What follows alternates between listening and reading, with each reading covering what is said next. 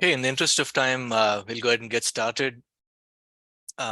Before I introduce our speaker for today, I'd just like to take a few minutes to talk about IBE for those who are joining us for the first time. So IBE is an organization that was established in 1995 to encourage inquiry, application, and interest in biological engineering in the broadest and most liberal manner, and to promote the professional development of its members. So recently, we started the webinar series, and the focus of that is to get our members to know more about what's happening in industry. So we're all excited to learn more about what's happening at CuriBio in Seattle. And before that, I just wanted to also take a few minutes to talk about our 2023 annual conference that's going to be held in Iowa State University. So if you have not had the chance to check out the website, please do so. I think we have some exciting topics lined up. A specific one that Maxine, in fact, is heading is the Bio-Business Nexus session. So that's going to be exciting. We're going to engage a lot of folks from industry as part of that session. So today we have Greg Luhrmann, I hope I'm pronouncing that name right, and Sean McGuire joining us from scenic Seattle. It looks like a beautiful background out there. So they're joining us from CuriBio, and we're going to hear a lot about human cells, systems, and data. I'm going to let Greg and Sean introduce themselves, tell a little bit about their background as well, before talking about what's happening at CuriBio. So thank you again, Greg and Sean, for joining us. And we look forward to hearing from you on more on what's happening at CuriBio. Thanks, Raj. Yeah, let me try and share my screen now. Here we go. So, Sean, why don't you go ahead and introduce yourself? Sure. I'm Sean McGuire. I'm the director of what we call the Biosystems group here at Curie. And that's essentially a group of interdisciplinary engineers that interacts constantly with the scientists here at CuriBio to create new devices. My background is actually in mechanical engineering, undergrad and grad school. And then along the way, have become something of a master of nothing, but I've always stayed somewhat connected to working with scientists in some shape or form. So I began my career as a research engineer at the UW, University of Washington, I should say, is what we call it out here, UW, and working on single cell oxygen consumption measurements using various types of fluorescent microscopy and developing new instruments. From there, I worked in global health for many years, doing vaccine transport devices like solar-powered vaccine refrigerators and box carriers for places with no power, things like that. So I got a lot of experience working with epidemiologists and public health people and physicians. And then after that, I went to Intellectual Ventures Laboratory, which was kind of Bill Gates's skunkworks for global health projects. And I worked mostly in the malaria space, in particular applying artificial intelligence and machine learning techniques to the identification of malaria parasites in locations where drug resistance is emerging around the world.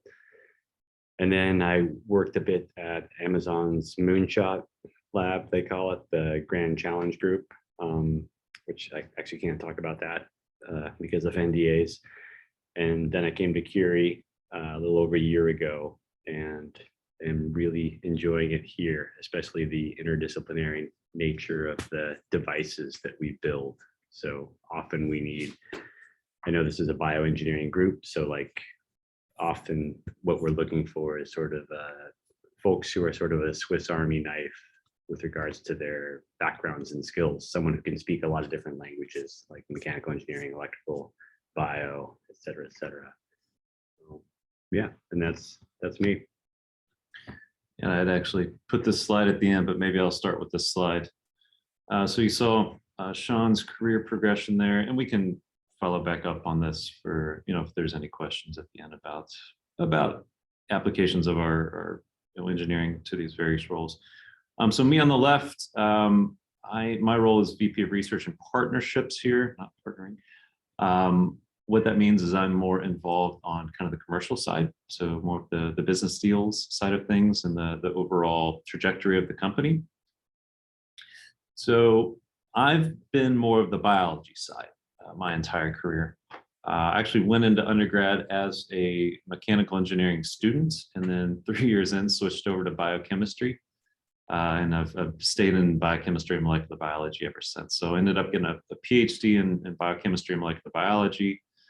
Went on to do a postdoc at Pfizer in the neuroscience research unit, and then had a scientist position at a small company in the Midwest, but then moved on to a European company called Axogenesis, which became Incardia.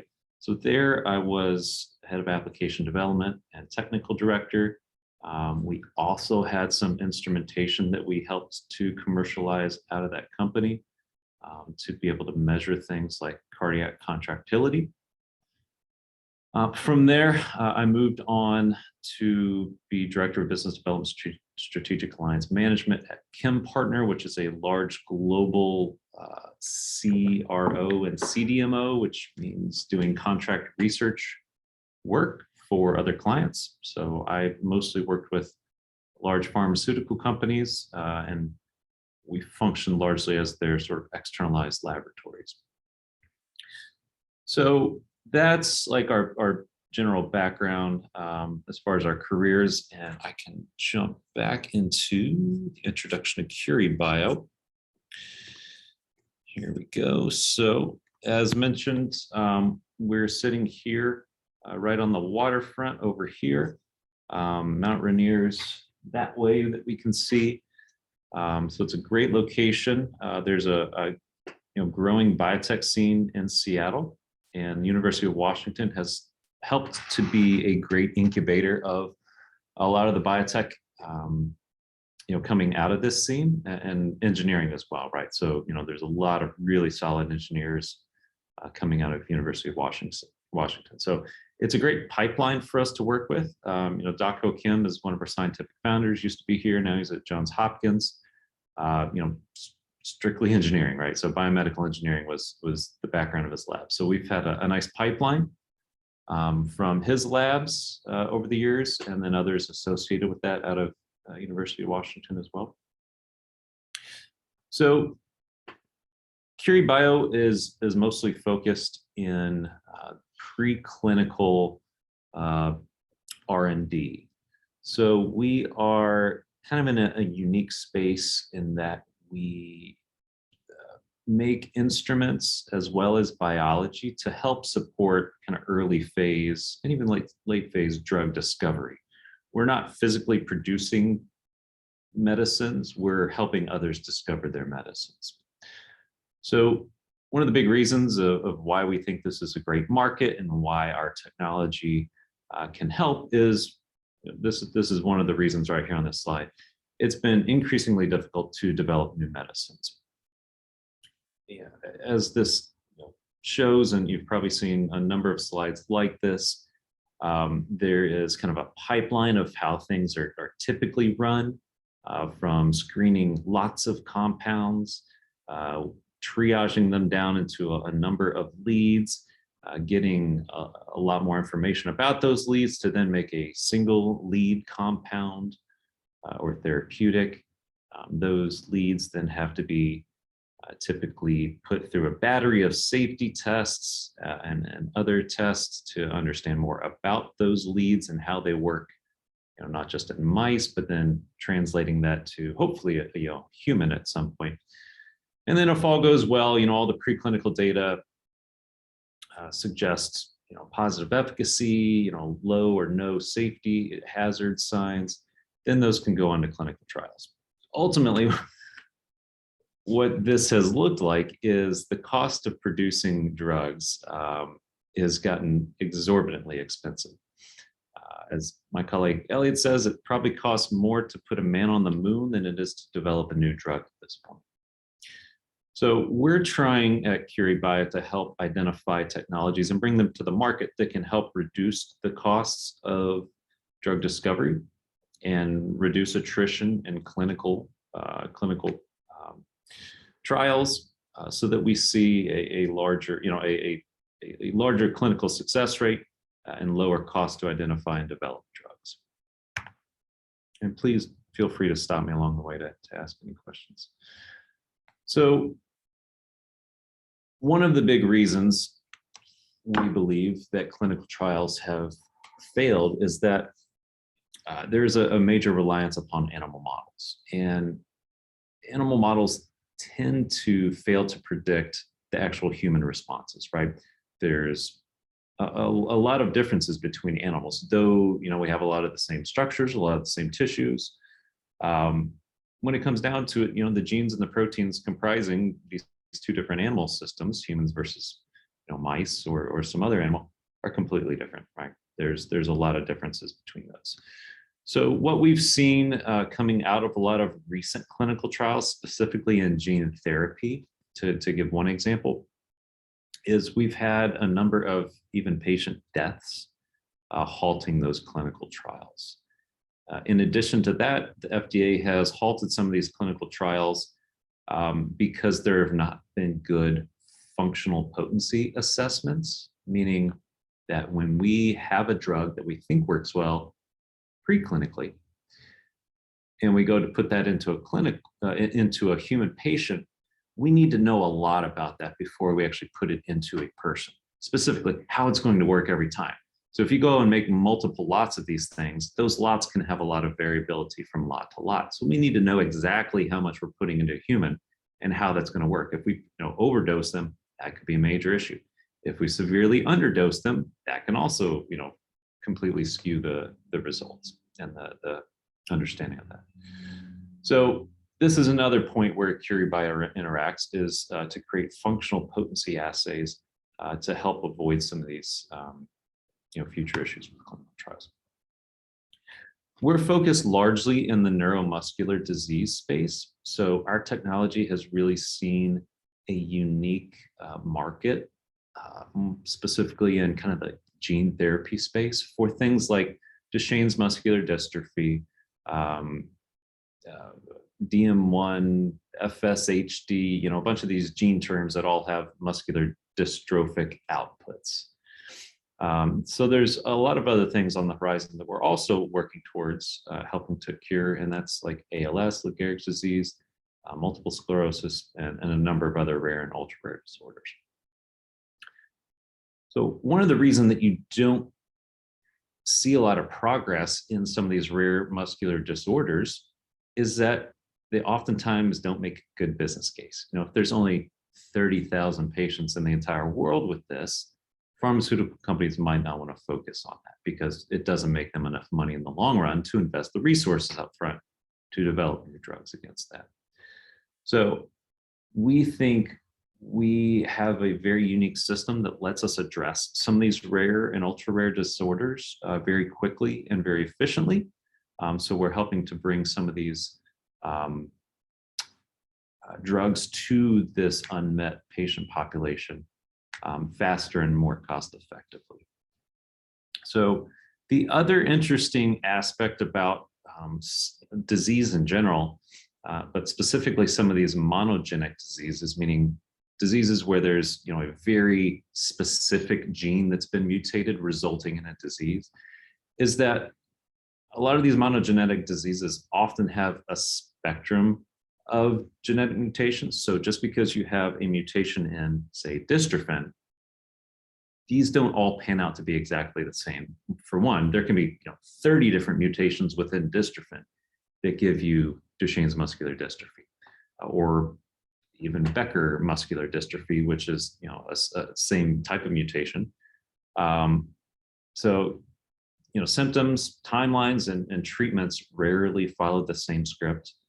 And though gene and cellular therapies have shown promise, we recognize each patient is unique, and therapies may have to be tailored to the individual.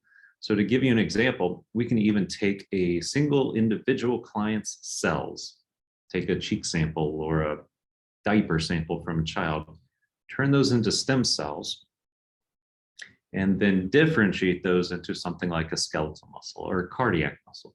And then we're actually doing work specifically on an individual's genetics. So we've actually done that with a few individuals' samples here at CuriBio. I'm not going to really show any of that, but that's just giving you the idea that we can now get to like a personalized medicine approach. And that may ultimately be the future of how insurance works, right? You can now design entire therapies to the individual patient in this way.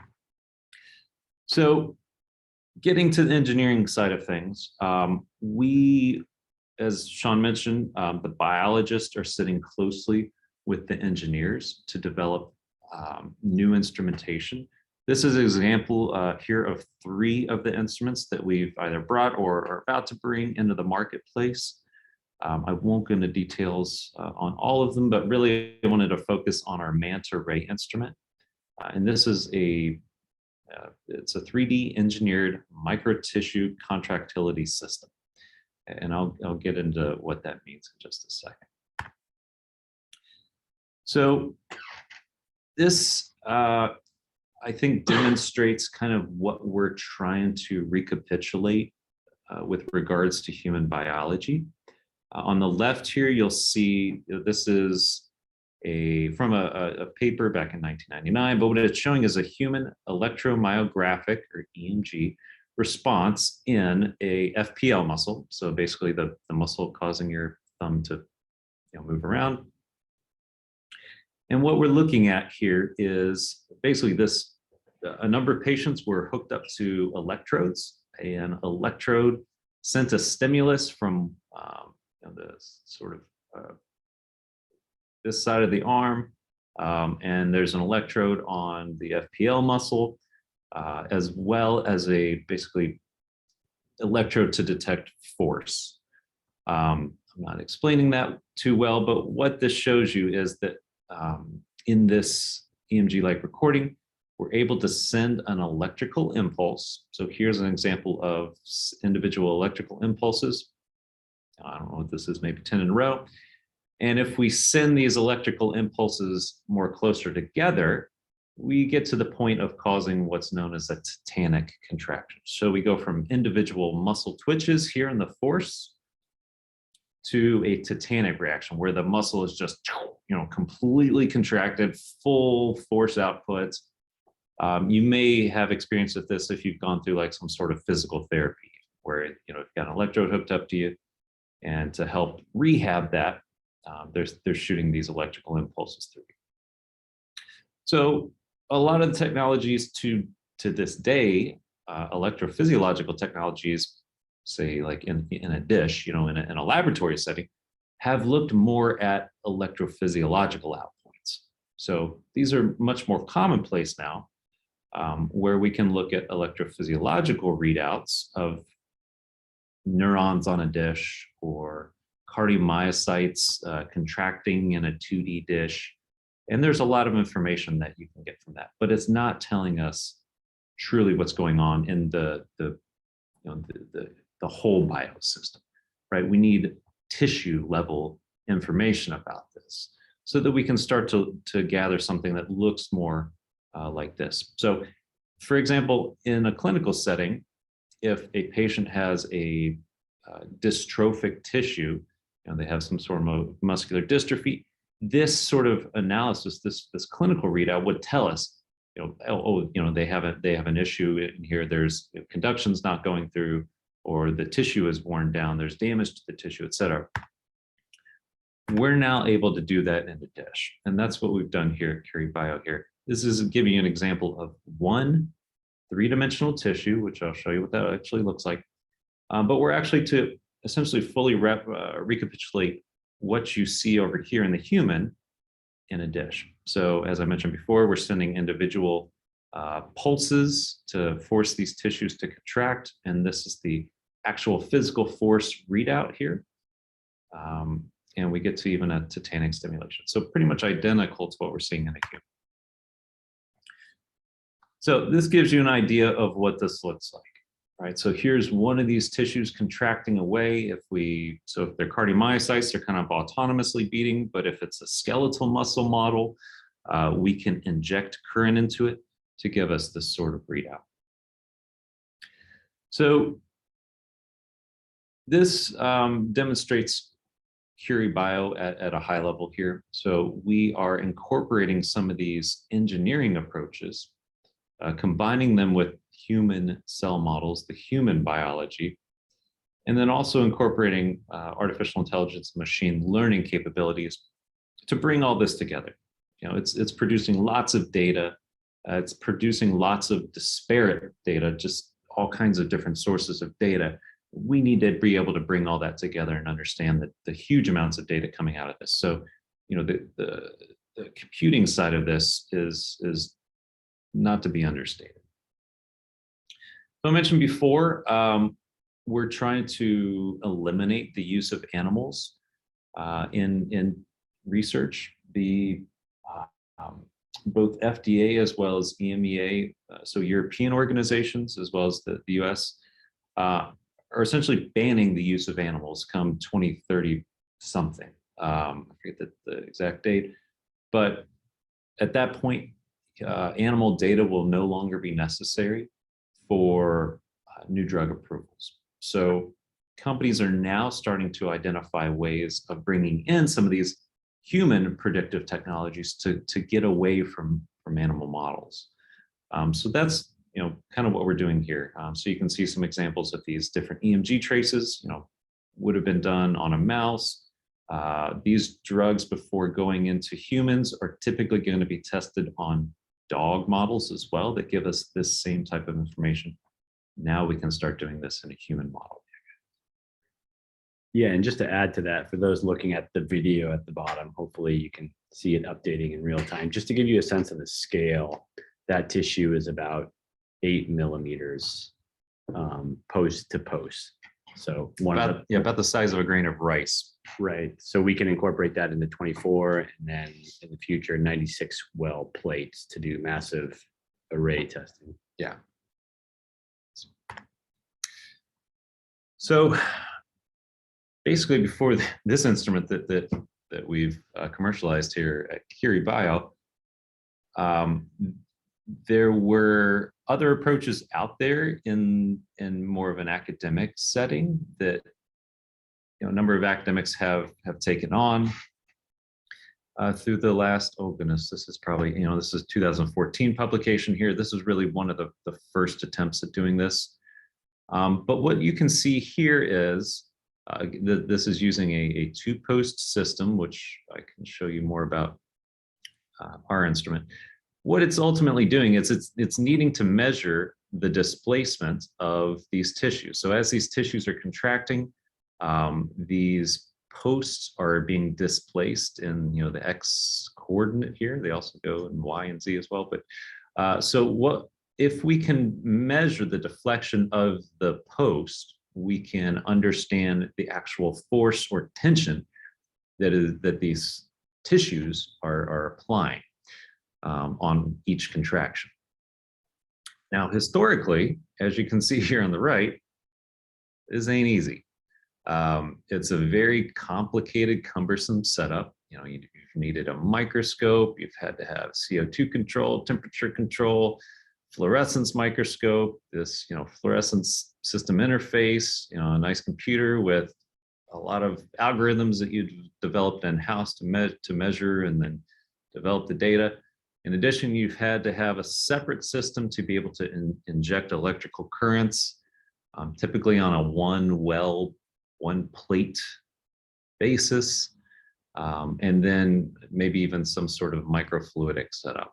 So what we've tried to do is engineer something to make it simple, to make it available to the masses, that, you know, I can walk into anybody's laboratory with cell culture experience, spend 2 days there and have them churning out, you know, solid data. So that's the idea behind our manta ray system. And this is just one example of the instruments that we've brought into the commercial space. So what you're seeing here, this is, you know, smaller than a laptop. It's about this big. It's basically a glorified plate reader, but what it actually is a magnetometer. And what we're showing here is this system is basically it's a two-post system, and what you're seeing here on the right is a 24-well plate. So this 24-well plate full of tissues goes onto the manta ray system, the magnetic magnetometer. And within each well, what you're seeing here are two posts.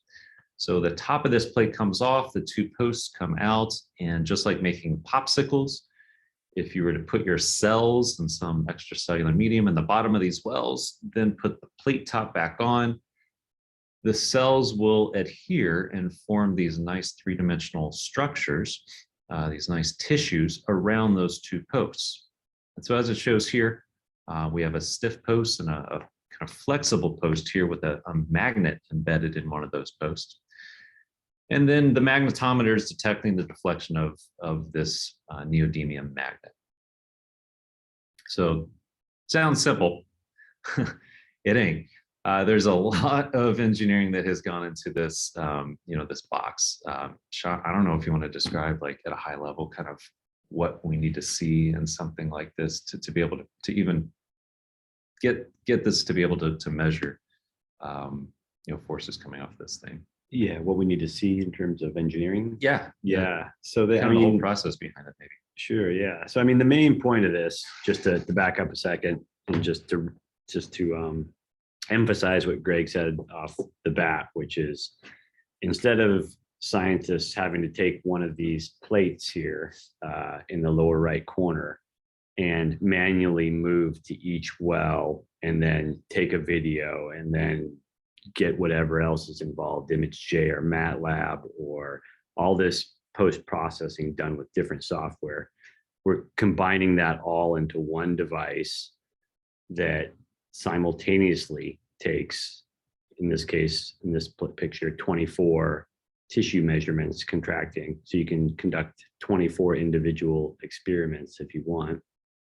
At the same time, simultaneously, and output that data. So we're essentially the overarching goal is to make a device where a biologist or a technician can simply press a couple buttons and all the data comes out, and all GUI, no MATLAB. As far as the engineering behind this, there's a lot. There's a lot of subsystems. There's we are cooling inside the device underneath the tissues. When you're stimulating the tissues, when you're running lots of processing on the boards inside the device, heat occurs. We need to keep our tissues around 37 degrees Celsius, plus or minus half a degree. And so that's an engineering challenge that involves mechanical engineering, a lot of mechanical engineering, in fact. We do that with water, with pumped water inside the device. There's a lot of issues around magnetometers and noise being put on the magnetometers. We're measuring very small signals with our magnetometers to get these micronewtons of force with regards to the tissues when they're contracting, either spontaneously if they're cardiac or with a stimulation lid not shown here that we use to stimulate the tissues. And so preventing noise on the magnetometer signal was a really big engineering challenge that we solved this year. Then there's just a lot of just nuts and bolts engineering integration of the actual biology variation, the signal variation, et cetera, parsing out all these different source failure modes and sources of error, and conducting a lot of design of experiments to figure out, an optimal design. So it definitely, at a really high level, you can't build this without biologists, mechanical engineers, electrical engineers, and especially bioengineers to do this, because often the bioengineers are the best conduit between the engineering and the scientists down in our lab. So at a really high level, that's it. It looks fairly simple in that box, but That's the purpose. Yeah. it took a long time to get it right. Yeah, and then of course on the back end is the software too, right? So Yeah, software sure. teams going to be in, working with the engineering and the biology as well. So it's really a comprehensive organization that needs to be in place to be able to advance these things forward. So I think there's a lot of biology companies out there. There's a lot of instrument companies out there. There aren't a lot of companies like us where the two are sitting right next to each other. So I think that's kind of a unique perspective. Yeah, and I would add, I think really kind of what we're trying to do, and the essence of this is democratizing the use of these devices for biologists. So in the same way that I guess there's a lot of bioengineers here, I'm sure some of you have used SolidWorks or three-dimensional CAD. It used to be that those programs were so complex that you had a specialized person for this, and now all of a sudden, 3D modeling is in a lot of different types of engineers are doing that because the tools got easier to use. That's what we want to do with this, is make something very simple for biologists to use. And in that vein, the software is like the ultimate sort of tool for that. Yeah, so we've always tried to create kind of beautiful user interfaces here, simple, intuitive. Think like iPhone, right? Like that's why iPhone has been so successful. It's just very intuitive, right? So you don't want to build something that only 5 people in the world can use. You want to build something that the masses can use, and that if somebody comes walking into the lab, next month who's never worked on this, that they can pick it up quickly. So that's always kind of what we have in the back of our heads, is being able to do this. So this, not going to spend too much time on here. This is just the general user interface on the software side.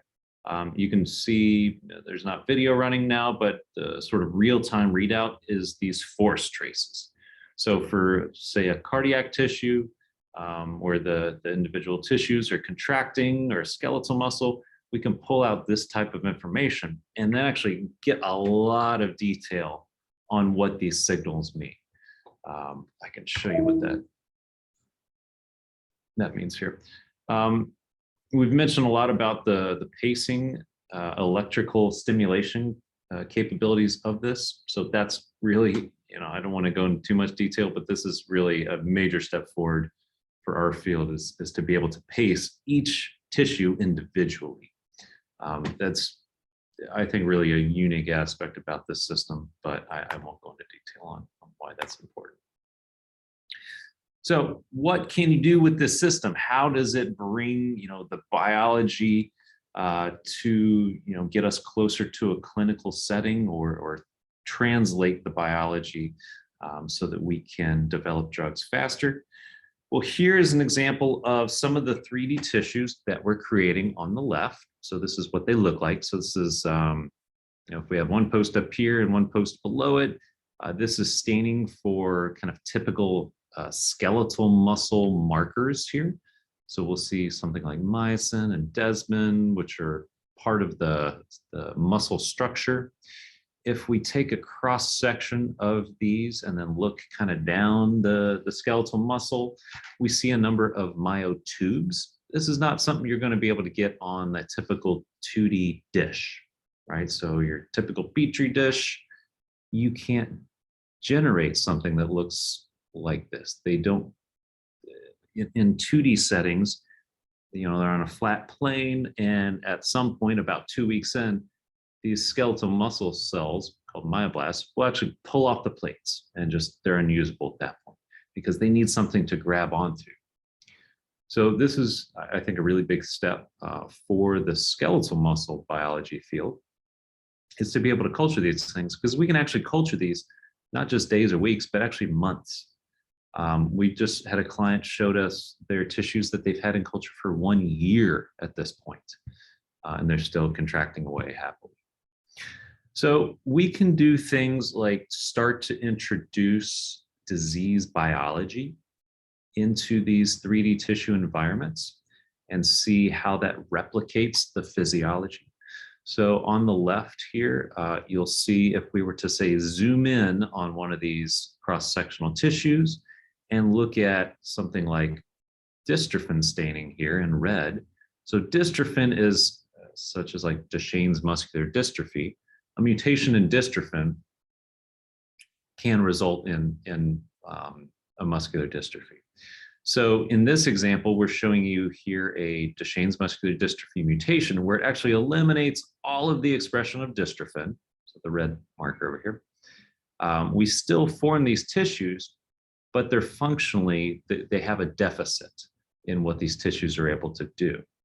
So on the right, you see here one of the readouts from the manta ray system comparing a normal healthy tissue versus a DMD tissue, so a Duchenne's muscular dystrophy mutation engineered into this cell system or tissue system. And this is an example of a cardiac cell or cardiac tissue where the DMD model has significantly less force output. On the bottom, we can see here a skeletal muscle model where we're doing a tetanic contraction. So again, just really forcing these cells to contract really hard. What we see here is, again, contractile deficits in the DMD model. We can even go on to do things like a fatigue curve. So just like if you're working out in, doing bicep curls in the gym, if you do 30 contractions in a row, 30 bicep curls, your muscle starts to tire out. We see the same things. So as we go through these 30 contractions, the muscle starts to wear down. Now, the Duchenne's muscular dystrophy patient muscle, that wears down even quicker, and it takes longer to functionally recover as well. So we're using these types of readouts to then allow clients to come in with their therapeutic of interest, maybe a gene therapy, maybe an exon skipping modality, a CRISPR therapeutic modality, or a prototypical small molecule, chemical modality, drug, whatever, to see if we can functionally recover this effect. So if you treat the DMD patient line, do we see this level come back up, to wild type, or at least, 3/4 of wild type? Does it have an effect on fatigue? And a bunch of other metrics that we can measure as well. So I'm going to skip over to this. This is another example of how this technology is used. So not just for discovering new medicines, but also testing the safety of medicines. So down here, we have an example of some of the force recordings from treatments with this Bristol Myers Squibb compound, which got into clinical trials and failed. This was originally designed for Hep C treatment, but it started having dramatically bad effects on the cardiac output of these patients. And lo and behold, if they were to have put this on our system, they would have seen, rather than doing a one-day test, which is how typical safety programs have worked in the past, they had these very acute time points. If you were to put this on our system, you would have clearly seen that after a few days, 2 days, 3 days, that you were having a dramatically bad effect on these cardiac tissues. So this would have thrown up a red flag. Whoa, no way in heck should this be going into the clinic. You're going to start killing patients. So it's these types of readouts that are really beneficial to pharma companies and during discovery and development, is knowing safety signals. Like, is this compound going to have a bad effect before we start putting this into animals, or before we, of course, start putting it into humans? So really helping prevent a lot of bad compounds, a lot of bad actors from getting into the clinical trial in the first place as well. So another thing about this technology is we can actually not just look at single time points. So if we're looking at this contracting tissue and some of the metrics coming off of this, that's just one single time point, right? Here we're looking at 3 tissues per dot, and then looking at these 3 tissues across an entire month of studies. So we can get a lot of information from these what's called label-free approaches. So we're not putting like a an antibody here to detect a signal. We're not using some thing that's going to prevent these tissues from running from a long time. We can get a lot of information and now look at dosing these tissues, every week, every month with your compound of interest. I put this slide here. This is another one of our instruments. It's called the cytostretcher. So it's actually a instrument to be able to stretch tissues. This is important for a lot of reasons I won't go into. But what we're actually doing now is taking this a step further. This was our original cytostretcher instrument, which just stretched 2D cell culture models. What we're doing now is working on what we're calling our cytostretcher 3D. And what that is doing is it's allowing us to take these more physiologically relevant muscle systems and do something that, again, is very clinically relevant, and that's an eccentric stretch model. So what's unique about this is, so you're probably familiar with like isometric exercises versus eccentric exercises. This is demonstrating an isometric stretch versus an eccentric stretch. You can see here, extending beyond versus starting here where there's already force, there's already load on the system, and then pushing past that. So what you're seeing here on our system on the right is this is essentially identical to what researchers do with mice and dogs. Like there's a golden retrievers, actually get hooked up to a device that stretches their muscle and then forces it to contract, and that causes damage. In some cases, you can even see like individual muscle fibers just going ping like guitar strings, pulling off these muscle fibers on these animals because of this eccentric stretch model. So things like, again, Duchenne's muscular dystrophy patients and other muscular dystrophies tend to incur more damage when they are doing eccentric stretch activities. So something like climbing up a hill, a big slope, going up a mountain, going upstairs, et cetera. These things tend to induce more damage in these muscular dystrophy patients, of which we're trying to replicate using engineering approaches. So I'm not showing you all the cool engineering that's going into this. I'm just showing you the picture that the tissues, we can force them to go beyond their norm. So you saw it just stretch there, and now it's contracting away. So this is going to result in increased damage to these tissues. And we can measure things like biomarkers coming off of these, such as creatine kinase or troponin, which are, again, clinically relevant biomarkers. That's something you would get out of a blood sample if we saw cardiac damage, for instance. Yeah, might add. So just in this video here, one thing I'll add is that we're able to control the amount of stretch to plus or minus 0.5% right now, sometimes better, depending on the amount of stretch. And the goal in the future is to rope in AI, machine learning algorithms in order to assess, in order to create new stretch protocols. And that's where the future of this is going. Yeah. And again, we have a device that you can do individual stretching on each well. So you have a 24 well plate array, you want to try 24 different stretching protocols, you can do that. And you can use feedback too, to assess how the system is, how the tissues are being fatigued and damaged over time. And so eccentric stretching too, I'll just add for those that aren't that familiar with it, the classic example of that is running downhill. So like if you're trail running down a trail and you're going down, that's eccentric stretching. And so what you're not seeing here too is also the ideal situation is you stimulate and send a skeletal tissue into tetanic contraction at the same time that you stretch it. That's how we would mimic it with our device. So I saw one question. Yeah, I'll go ahead and answer that before we move on. Where did it go? Chat. Come back. All right, question is, how do you initiate the 3D growth of muscle tissues? It's actually pretty simple.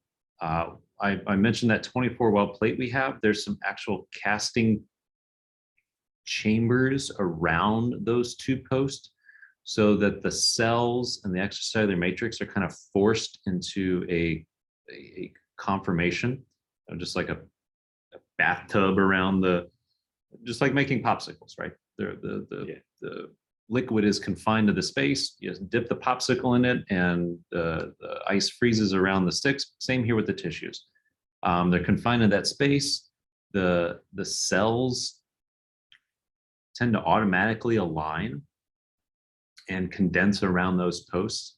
And as I mentioned before, these contractile tissues like to pull on things. So they do adhere to these posts and just automatically generate this tension between these posts. And so over time, we can actually see that tension rise to a certain point, kind of plateaus at some point. And that's when we're going to get like our maximal forces, right? So if we were to stimulate that, or the cardiac myocytes start autonomously beating, they're pulling on it. And so there's a lot of science that also goes into the stiffness of these posts, the tension of these posts. The stronger these posts are, the more the tissues are going to pull against them as well, these pillars. Yeah, I might add, just as I'm just making this up on the fly, but a nice analogy might be a popsicle tray with tiny troughs instead of, sort of squarish, or I guess they are rectangular often, but imagine it's like a bathtub, as Greg said, and you're making Jell-O, and you put in a stiff toothpick on one, sort of towards one end of that bathtub, and then you put in a flexible, if you will, somewhat flexible toothpick in the other. That's essentially how we're doing it. So yeah, it's easy to, there's no transfer. You just take the top of the plate, which has the pillars and the tissues now loaded onto it, or you take the whole plate and just set that on our man array system. So the man array is just a plate reader. You can just you could easily put a tissue plate on there, hit a recording, take it off, put on another plate, take a different recording. So you can really make this almost a high throughput system by doing all these different things. The last thing that I wanted to touch on before we close up is we're designing now we're working towards a neuromuscular junction. And this is really taking our skeletal muscle technology and taking it a step further. So the idea is for neuromuscular junction is you have a neuron, specifically a motor neuron, that is innervating with a skeletal muscle. And as the brain is sending impulses through the neurons, telling your muscles to fire and contract, the idea for us is to be able to do the same thing, where we send a stimulus into the neuron that results in a downstream resultant contraction of the innervated muscle. So, engineering challenges to this point from the field have been, a big one has been measuring skeletal muscle outputs, creating skeletal muscles in the first place. And that's something that I think we've solved. Check, we've done that. Next part is stimulating neurons. That's pretty easy. There's been a lot of engineering associated with stimulating neurons. Check, done. Now the hard part's combining these, right? So that's where we're at. We're considering this an engineering challenge at this point of being able to connect the muscle to the neuron and being able to stimulate the neuron and detect the downstream firing events of the muscle. So this has a lot of relevance for diseases such as ALS, MS, and others. So we use tons of instruments every day. These are just your everyday instruments. Somebody's had to invent one of these, and it's always been an improvement upon something before, right? So that's an important consideration, right? There's lots of these instruments that are in labs all around the U.S. that people take for granted now, but there's a ton of engineering that has gone into each one of these instruments as well. So We kind of already touched on the importance of data, but yeah, we'll go ahead and wrap up here. If you have any questions for us about careers, about Curie, whatever, let us know. Thank you so much, Greg and Sean, for that overview of CuriBio and specifically providing some concrete examples of some of the functional potency assays that you have developed. So we'll open the floor up for questions if anyone has specific questions.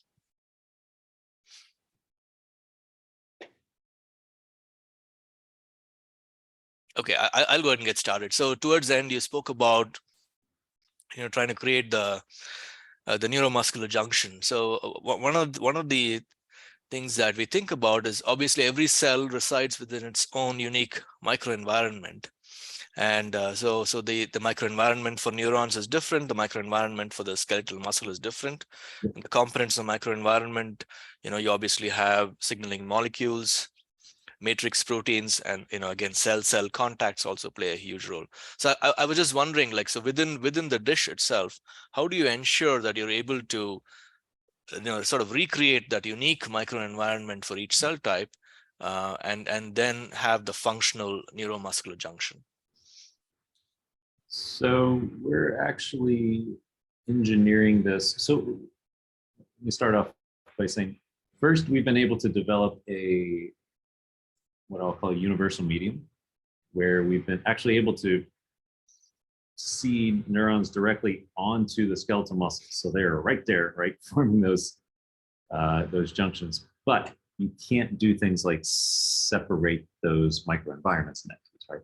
So the next approach is the engineering side of this, where we are engineering not just a consumable, but to be able to use the man array system as it sits with a different stimulation head. And what we're doing is, in the consumable, we're actually separating the two compartments. So we have a skeletal muscle compartment, and we have a neuron compartment, and then a microchannel connecting those two.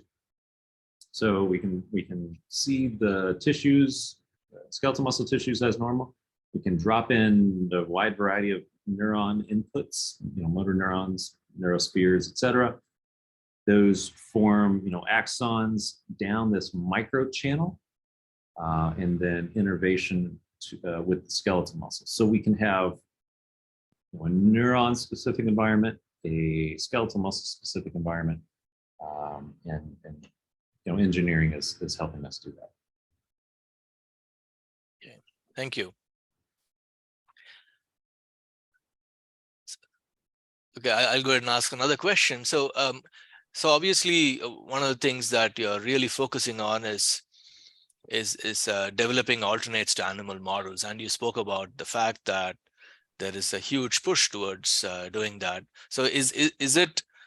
Do you see that being adopted more in academia, or is industry sort of leading the way in ensuring that we develop more, alternates to animal models? Yeah, from my standpoint, I've been in industry my entire career, so I haven't had a ton of interchange with academics. Of course, a lot of like the animal models and cool new human models are coming out of academic environments, right? So they're both, contributing equally. As far as the push for getting rid of animal models, I'm honestly not sure where that comes from. Because grand reviewers still ask for that. Yeah, of course we want to reduce, there's the 3 R's, reducing the ultimate reliance upon animals has always been a push for, at least the last 10, 15 years. But right now is kind of a unique time in that the global harmonizing bodies are coming together and saying that, like, we no longer want you to use animal models. Like, we not just reduce, we want you to eliminate animal models for the future. There will be a reliance upon translational human biology and science. And there's a hard date on that, right? So, I think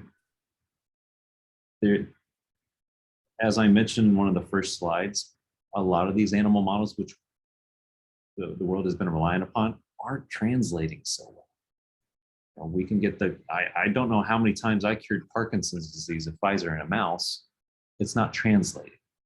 So, I think the field is kind of as a whole seeing the technology advancing so quickly, especially in the human biology and engineering side of things, that we can address a lot of things that the animal models might be missing here. Yeah, I think it's kind of a chicken and the egg. I think the global harmonizing bodies, as Greg said, are seeing the fast progress, and then they're, by putting these 2035, whatever it is, banning animal models, like it's just going to expedite that.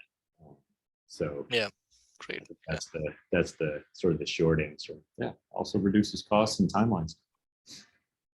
So another topic you covered is obviously, the ushering in the era of personalized medicine, right?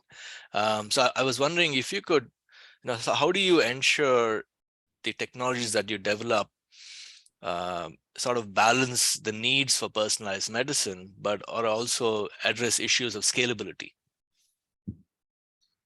Yeah, well,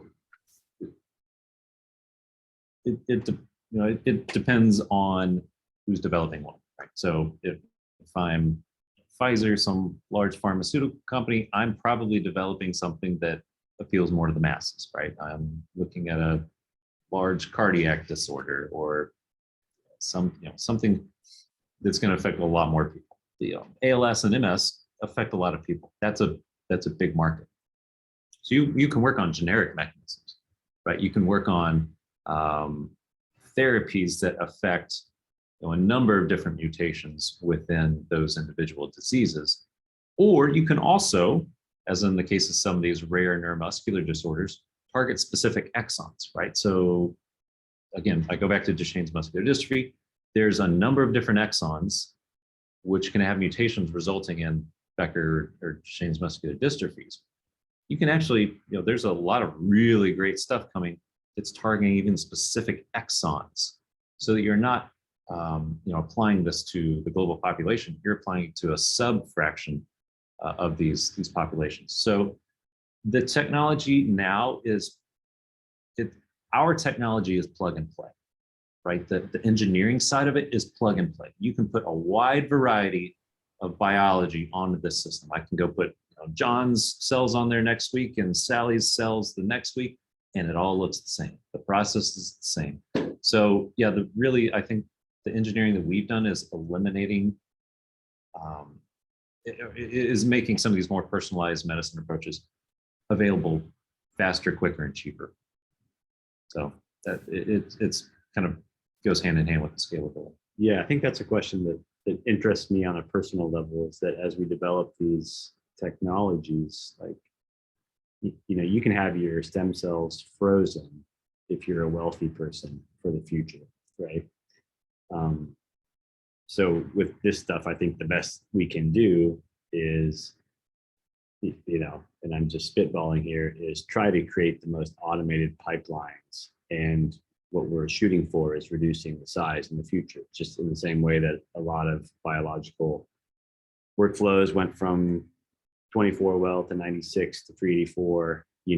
If we can get the pipeline fast enough, that's what's going to scale and also reduce cost in particular for each set of experiments for each person. Yep. And maybe we'll wrap up with the last question from Yuko. Hi, Yuko. Have you tested patient-derived iPS lines to understand specific genetic mutations? Yes, I showed some of that data with the DMD mutant cells. Those were iPS-derived.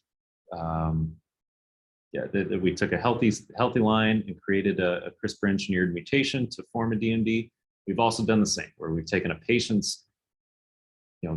cells and created a healthy version of those cells to look at the difference between those two as well. Yeah, so there's a lot of different inputs, patient samples that we can put onto these systems.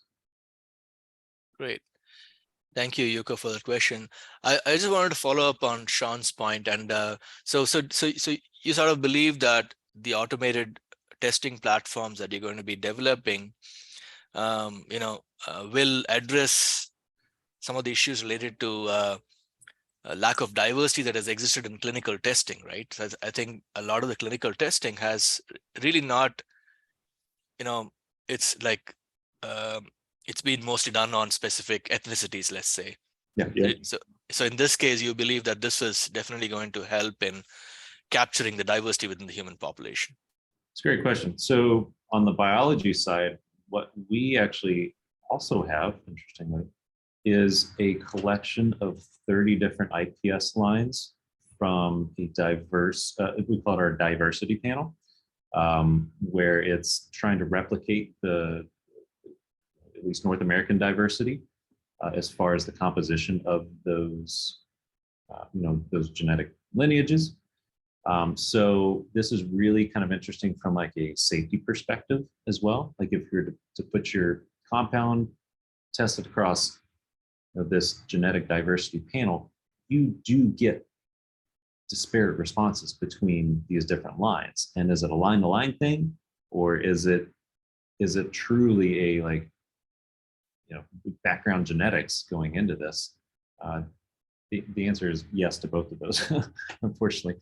But the last thing that I'll say is that even with disease, if you have a single point mutation associated with disease, no two patients are the same, right?